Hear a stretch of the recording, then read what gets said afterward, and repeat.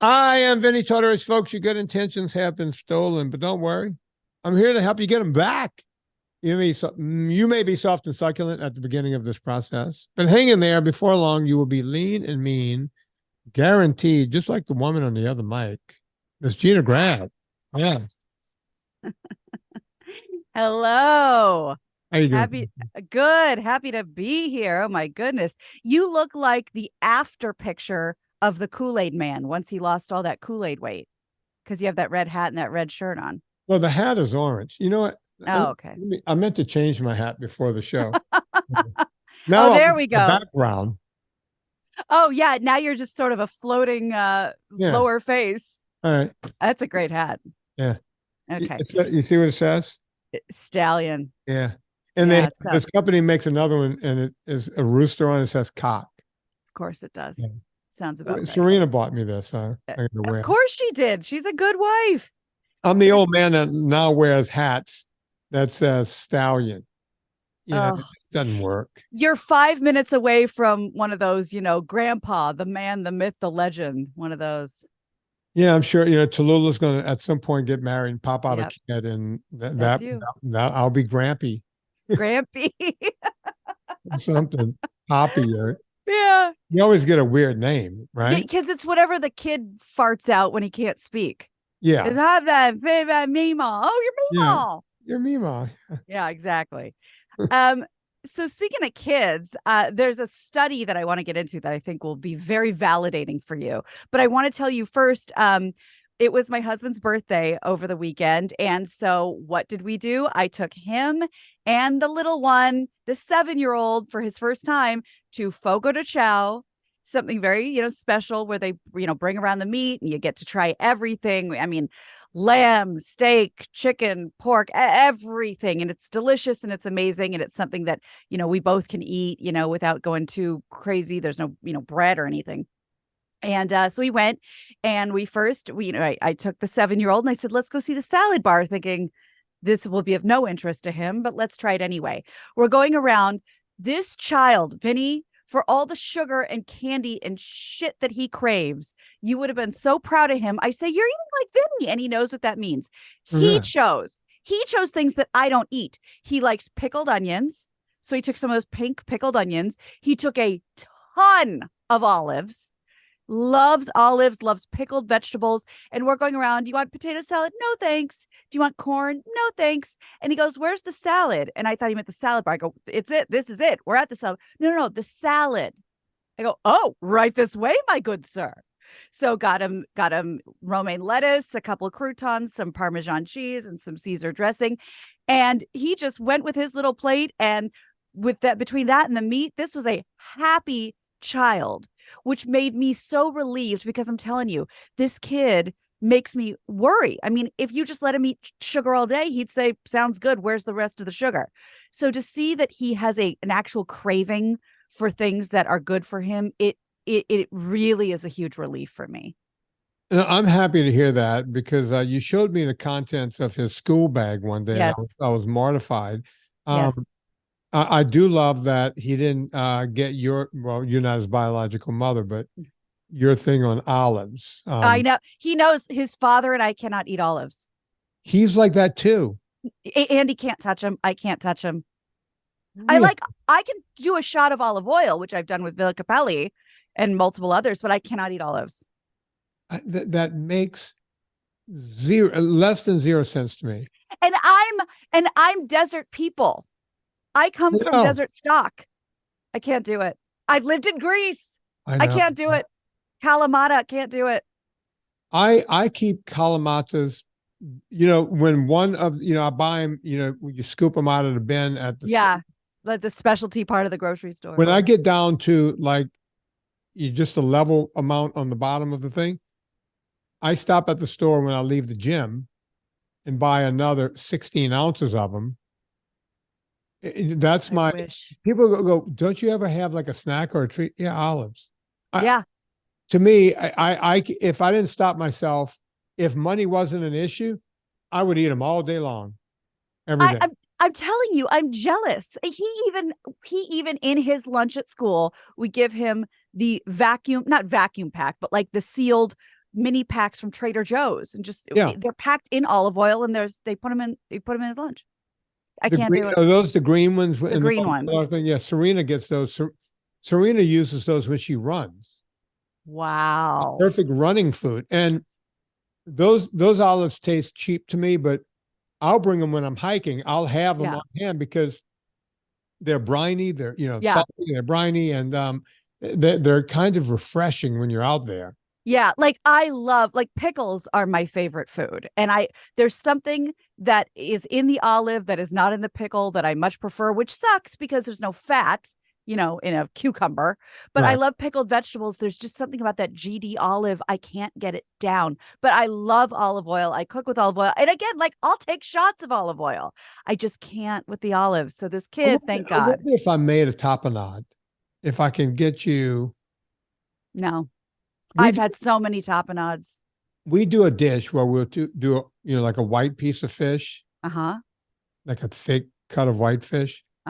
And Serena will make an olive tapenade. We literally have about somewhere between a quarter and a half an inch that's baked right on top of it. Oh, wow. And she bakes it on, and it gets a little crusty, and then underneath it's still mushy, and then you got the white fish, I mean, the idea, whatever, the idea of it sounds divine, but once I'd get it and I go, damn it, is this an olive? So I lived in Greece. I live for feta cheese. My favorite thing in the world is tomatoes, cucumber, feta, and olive oil, but you keep those olives out of it. I wish I wasn't like this, but I knew you'd be proud of the kid. He's 7 years old. And did he eat Andy's birthday cake that they give him for free afterwards? Of course he did. But at the salad bar, he got pickled onions, green olives, and Caesar salad. And there was, I'm telling you, street corn doused in mayonnaise, potato salad. He didn't care about any of that. Did he have any of the meat? All of it. He loved, okay, this is mean. You know how you can't always tell kids the truth? I couldn't tell him he was eating lamb. So he said he liked the seasoned meat, the meat with the steak with the seasoning on it. I said, great. I'll have the man come around again with the steak with the seasoning on it. He tried all of it. He loved all of it. We were so sick afterwards, which is what you're supposed to be at Fogo de Chao.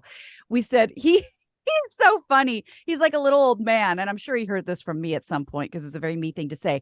He's slumped against me. His eyes are closed. He's panting like, we can't eat anymore. And 5 minutes later, he takes a little piece of the meat off his plate. And before he puts it in his mouth, he goes, why am I doing this to myself? And pops it in his mouth. We had the best time. It was so much fun. And you see, if that was my kid, I would have explained to him that he was, it's like, listen, kid, you got to learn how to work these restaurants. That's exactly right. You got to stay away from that salad bar. Yeah, that's rookie. That's a rookie move. But right now, look, the fact that he's opening up his palate. Yeah. Every time I eat an avocado, you know what? I have an avocado, I have olives, and I have feta cheese. That's as soon as this podcast is over with. And you know what I have that with? A double or triple espresso. Oh my God. It's just done. That's my lunch. But I love that his palate is opening up because when I was a kid, I could not understand why anyone would eat an avocado. Same. And then somewhere around my 16th birthday or something, somewhere in my teen years, I had guacamole and I was like, wait a minute. This is what I'm eating. And then that wasn't a long stretch before. And then I got to college and I couldn't afford avocados. No, God, no. Became like, man, I wish I can afford that. And then when I got a job, most kids, have a beer budget when they get a job and the whole thing after college. That's when I was able to buy stuff like avocados. Sure. And halloumi cheese and, all the good stuff, right? All the stuff that I learned that I liked from rich people when I was in college. Right. Now I can go afford it.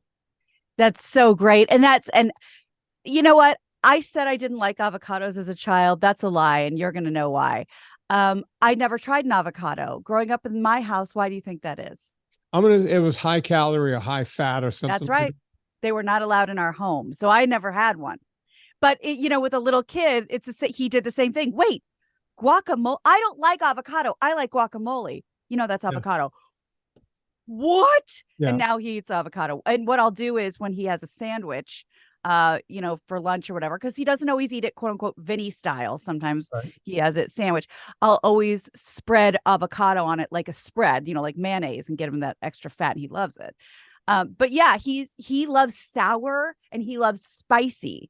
So we're able to do so many more things and have fun with food. And, I'm going to give this random plug to the show that I don't even think exists anymore.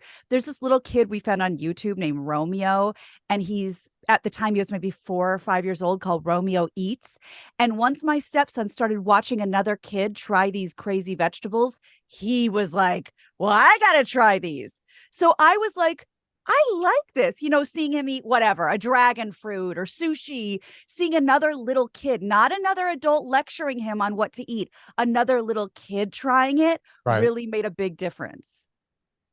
Yeah. And it's important. And that's why, folks, when I made the joke that I would not let my kid make that rookie mistake, they're going to open up to things like olives and little pearl onions and all that kind of stuff.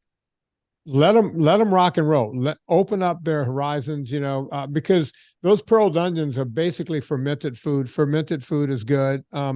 Just let them rock and roll. That's a step or two from like kimchi and stuff like that. Exactly. And yeah, they're going to, they had a lot of sugar in kimchi. Yeah, some of it does. Some of it doesn't. You got to find the good stuff. Right. That's how you learn. I grew up in Cajun country, so we ate weird things that we thought were normal, right? Like crawdads? Yeah, like I still think that's perfectly normal because look, that's a first cousin to a shrimp or a lobster. It's a little baby lobster when you think about it. Right. So that and frogs, we ate a lot of frogs. Still love frogs. Frogs are one of my favorite dishes. Do you eat is it just frog legs? I don't know how one eats a frog. Yeah, it's mostly the leg and a little bit of the back, going into that area. But yeah, it looks like big giant frog legs are longer than chicken legs and meaty. Yeah. Wow. Bullfrogs are like that big. If right. Frogs, I mean, they're that big. And when you stretch their legs out, they're long. What do you deep fry them or what do you do with a frog? In Cajun country, they'll deep fry them, but you could get them sauteed, I guess they braise them on a pan or whatever and with butter and garlic or whatever. So there's several different ways you can get them if you don't want to eat the deep fried stuff. Right. In restaurants, there's going to always be some kind of seed oil on them. So if you want to do them right, you got to, and butter, you got to do them yourself. Right. They're easy to work with, kind of like chicken. Yeah. Do they have, I'm imagining it's more like that sort of hard to get to gnaw at chicken wing style. No. It's more tender than chicken and a better taste than chicken. Wow. Yeah.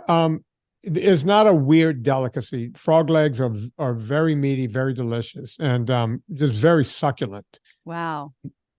Alligator done right is, grew up on that. It was tough. It was expensive when I was a kid because they were still an endangered species, but they started growing out of that and came off of that list sometime in the 80s. By the 90s, you can get all the alligator you wanted. I have tried alligator and I thought it was very good. Yeah, it's delicious if it's done right. And it almost, tell me if I'm wrong, because this was like 20 years ago, but would I be totally off base by saying consistency wise, it reminded me of like swordfish, like a dense kind of fishy, not fishy, but like a dense white sort of meat? It's less like a fish and more like a pork. Yeah, mine were like in little cubes. Gamier pork. Got it. Most of it, yeah. Yeah, but like denser than I thought it would be. It's a denser, because it's all most of it's coming from the tail. Interesting. Most of the an alligator, they use every bit of that carcass.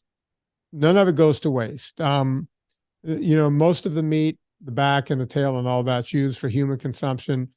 Some of it, the rest of it is used ground up into, for dog food and that kind of stuff. Wow. Consumption. Mm-hmm.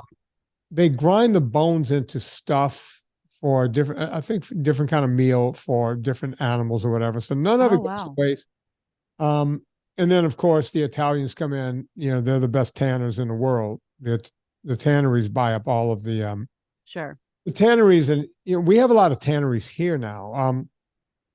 In Italy, they want the belly, Mm, because you could turn that into a Birkin bag or right. a Hermes, Right. whatever. So that they use that the belly is white and it's smoother and it's more pliable, and when you get that down, you can tan it down to butter. Oh, Um, wow. if you notice, like a lot of the boots, the boot companies, you'll see the backs, gator. Yes. Yes. You'll see the ridges and everything because it's a cheaper cut. I see. And when you do see, a smooth cut boot, they're 8-10 grand. I would say you're going to pay for it. Yeah, yeah, yeah, yeah. That's not cheap. But It yeah, was so you go can do a on. lot with these little guys, and bless them for being prehistoric purses. Yeah. Um Now, I know we don't have a ton of time, but there is something I've been sitting on this. I wanted to validate you because I know it's something we've talked about anecdotally. I remember we've been talking about it for at least a year. That's when the subject first came up, when I was getting breast reduction, and there was all these hoops to jump through and BMI, and you sort of explained BMI to me. And lo and behold, I came across this article from NBC News that I just wanted to share with you because you'll be in the, oh, shit camp. A high BMI, it says, is not necessarily associated with a higher risk of death, study finds. So it says a body mass index in the range considered overweight is not necessarily associated with a higher risk of death. The research is the latest addition to a growing body of evidence that suggests BMI alone is not an accurate indicator of a person's health. And that says the results showed no significant increase in the risk of death for those 65 years and older with BMIs between 22.5 and 34.9. Same true for younger people with BMIs of 22.5 and 27.4. A BMI of 25 or above is considered overweight, and 30 is considered obese. BMI is calculated, as we've talked about many times, by dividing a person's weight by the square of their height. And maybe, just maybe, these insurance companies aren't going to be able to say no to every single person now because, well, what's the point? You're on death's door anyway. You're a 26 BMI. I'd like to know how they came to that. It seems like, they, when I was living in California, they realized that, they I can't remember if they weren't passing kids through school as much. Kids were failing. So they just said, okay, we're going to just pass everyone through. Right. It's the same kind of thing. I want to say math scores were lower. So they said, okay, we're going to do away with that. It doesn't fix the problem. Right. It just Right? moves the goalpost. Yeah. It sounds like they're moving the goalpost just like they're doing with everything else. Right. I've yelled about this when it comes to, they used to say 5.6, an A1C of 5.6, blood marker it meant that you were now officially diabetic. So if you were 5.3, 5.4, your doctor would say you're pre-diabetic. Now they'll say, oh, you're pre-diabetic and you're 7. Yes. And yes. it's like, I talked about that with my doctor. You're fully diabetic, but what they figured out is none of the Ozempics and Wegovy's and all of these, they can't lower you much lower than 7 artificially. So the drug companies that run everything, they said, okay, we're just going to move the goalpost to fit our criteria. And I'm wondering if this study isn't jimmied in some way. Or, obviously, I'm going to touch the third rail for a second. Do it. I'm not a COVID denier or any of that. I'm just not. COVID happened. We know it happened. But we're learning that all the deaths that happened around COVID might have not been COVID deaths. So in other words, you would say you died with COVID, but they were saying you died of COVID. Right. So if someone got in a car accident, they were bleeding out, and if they checked them for COVID and they came, oh, this person had COVID, but they died because they had a hole in their head and bleeding out. They were, Right. COVID death. I don't know how that works. I haven't looked into the politics of it or anything else. But now we're learning a lot about COVID that we didn't know before, right? It's all coming out now. Right.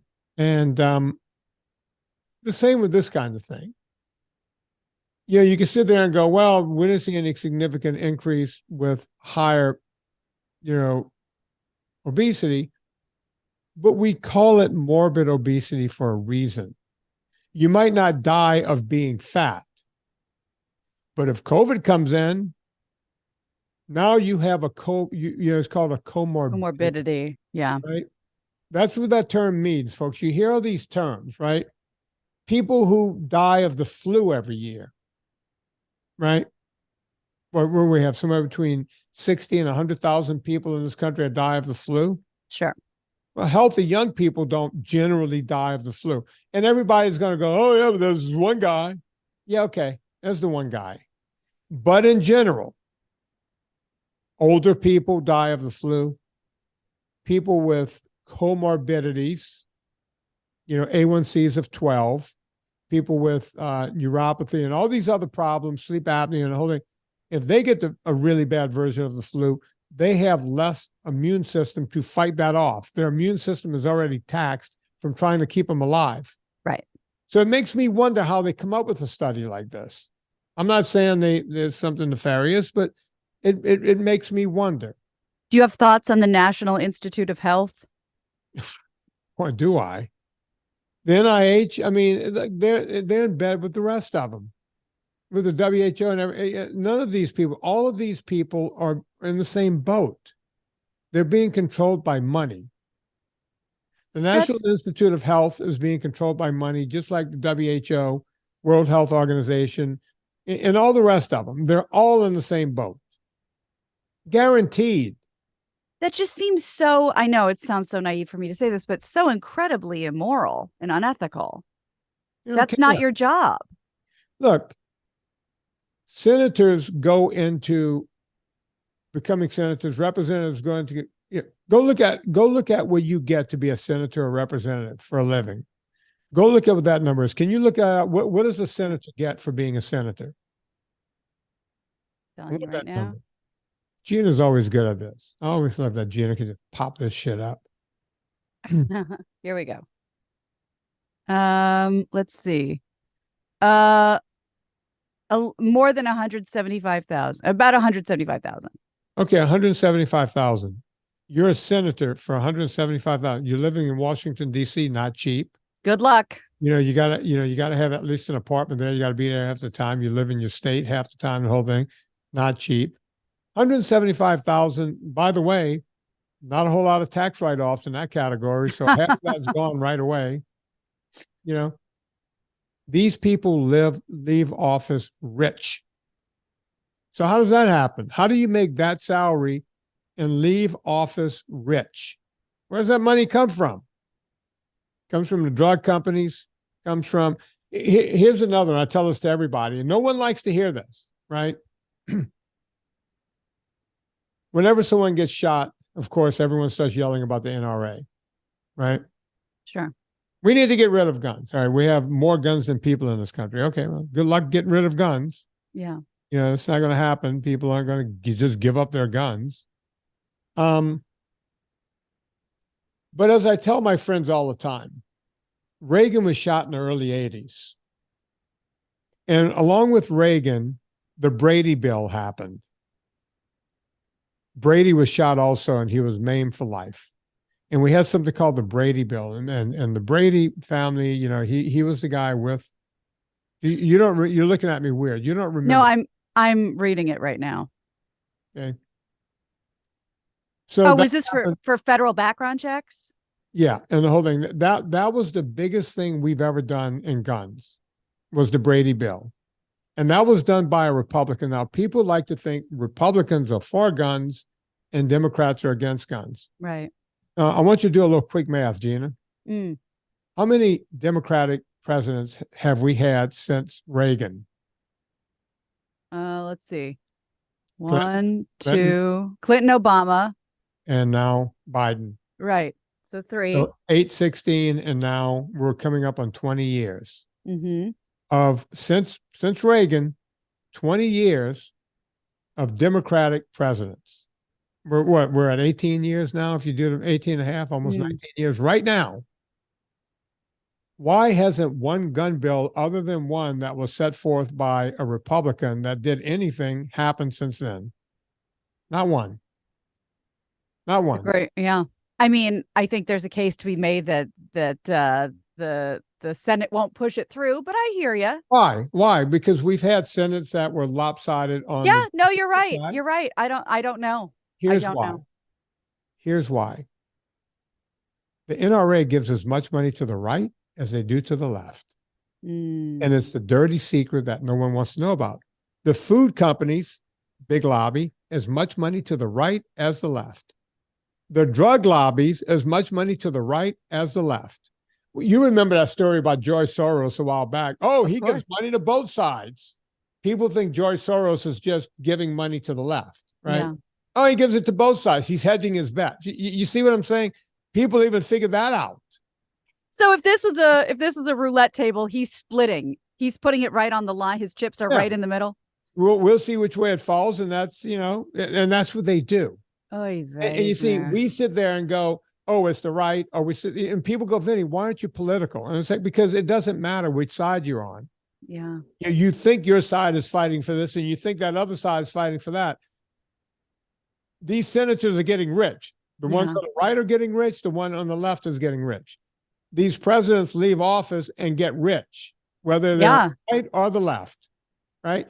All of these people get rich. Where's the money coming from? Follow the money. Where's it coming from? It's coming from NRA. It's coming from Teachers Union. That's another giant one. Teachers Union, NRA, food, and big drug. That's where it's all coming from. Special interest groups. And I'm one of a billion, million, quadrillion people that say, why is that allowed? But who in the system would dismantle it? They're going gangbusters. Yeah. You're going to ask the people who are getting millions to hey, can you please rein yourself in? Are you insane? The interest of the country. Yeah. Are you insane? That's never going to happen. No, you're right. Right? You're absolutely right. So there you have it. Oof. I did not think we were going this direction, and yet I learned something completely new. Oh, there you have it. Yeah. That's why I don't do politics. People go, well, you should pick one side or the other. It's like, I can't. They're all assholes, and they're all collecting money, and none of them are giving it to me. Correct. And you. Correct. We're not getting any of it. You're right. And by the way, vegans, all of you that think big meat, by the way, perfect porn name, big meat. No one's ever used it. Everyone that thinks big meat is paying me to say what I say, I'm always begging big meat. Please send me a check. I'm available. I will give you my address. I'll give you my PayPal number. You can, what's it called? Venmo? Venmo. You can Venmo it to me. How else can you get it, Gina? You can Zelly. Hey, big meat. Zelly me some money. You can Cash App. There's plenty of ways. Hey, big meat. Did you know about Cash App? Send me some money, big meat. Oh my God. At this point, I get accused of this every time a vegan, they take my movies and they break them out. Of course, this guy is being funded by big meat. Oh, really? You think there's a Goomba with a sack of money that drops it off at my house? This is from Hillshire Farms. Don't tell anybody. Hey, listen. Jenny O wants to talk to you. Yeah. Jenny O. Thank you. She's here all week, folks. All right, folks. You know what? You don't have to listen to this crap. You can go listen to a great podcast called The Brian and Gina Show. I'm a big fan. I've missed the past couple of weeks because I haven't been hiking. I've been in a stupid rowboat. Sure. But I will be listening tomorrow, catching up because I got a long drive tomorrow. Oh, that's great because your girlfriend is on. We have a great show that's probably up by now as you hear this with Gina Grad and Teresa Strasser, just like the old days. You're going to love it. I love her to death. You will love this episode. I swear, in a different life, she and me. Forget about it. Yeah. She tells crazy stories that even I haven't heard, and we talk about her book, and it's just beautiful, and you'll love it. I have a recent interview out with Michelle McPhee, who talks about, like we talked about, Tupac. Tupac's back in the news 27 years later because we think we might be much closer to finding the dude who did him. I heard, Gina, I heard that show. Is that real? I mean, Michelle McPhee is like a dog with a bone with this stuff. She would not and cannot and does not report it if there's not something to report. And didn't you hear how she said between Jam Master Jay, I believe it was, and Biggie, these are all very possibly connected. And almost 30 years later, somebody must have flipped. So I can't wait to hear more when she knows. And then, of course, Brian back talking all about his procedure with his brain surgery, which he has never had before, never been able to have. Lots of stuff going on at the Brian and Gina Show, anywhere you listen to podcasts. And of course, My Extra Mom, a children's book about having a step parent. Go ahead and buy that on Amazon because you must click through the banner for Vinny. Get it from me. It doesn't cost you a nickel, but it helps both of us. There you have it, folks. We got the at VinnieTortorich.com. We have the NSNG ebook. Everyone enjoys that. Of course, you can get yourself a consultation with me. And yes, it's me that will actually call you. It's not, I don't do the thing where, oh, you can get the Vinnie consultation and someone else calls you. It's me. Yeah. You know, and people, they're shocked when I call them and they go, oh, wow, I didn't think it was going to be you. It's always me. And it's only me. It's not someone from your quote unquote team. It's you. Right. Yeah. It's me. I'm a one-man show. Yeah. So on behalf of Gina Grad, my name is Vinnie Tortorich. Put life into living and do it with enthusiasm.